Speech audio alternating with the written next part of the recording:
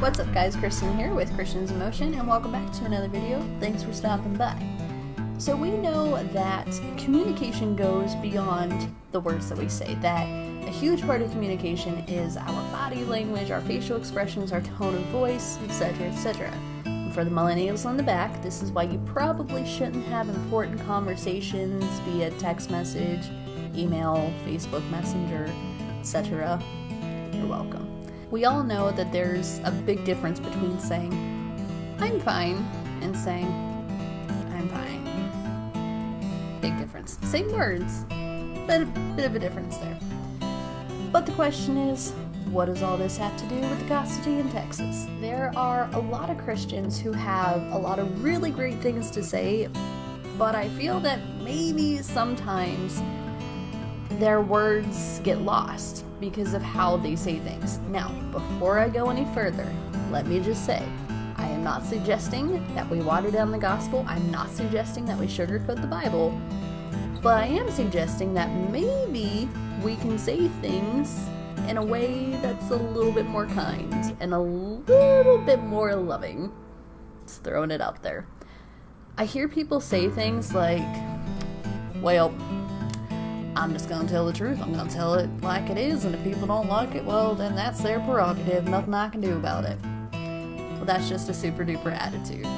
Really stellar. We have to understand that if we come across as angry or bitter or holier than thou or self-righteous or whatever, there will be people who instantly just have no interest at all in hearing anything we have to say.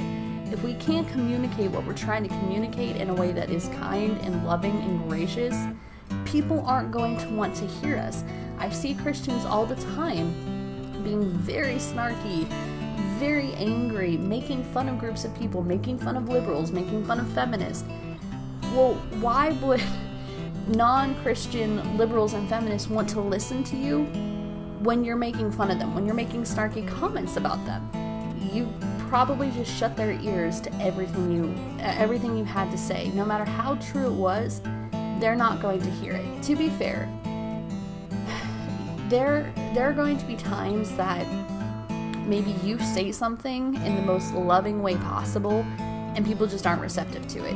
And that's where I feel, discernment is key. Like, we have to know when the conversation just is no longer productive and maybe it's time to just put this conversation to rest. Whether we're talking to a non-believer or a fellow believer, there comes a point where, somebody just might not want to hear what we have to say, and that's going to happen. But more often than not, I think Christians just come across as angry a lot.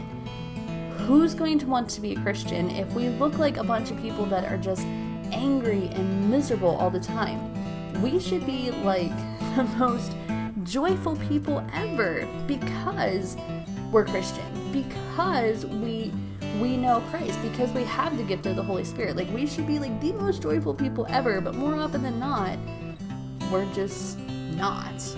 It's very easy to get upset and to get angry at some of the things happening in the world, and believe me, I get it. But we always have to proceed with love and with grace and with kindness. And if we can't do that, our message is going to get lost.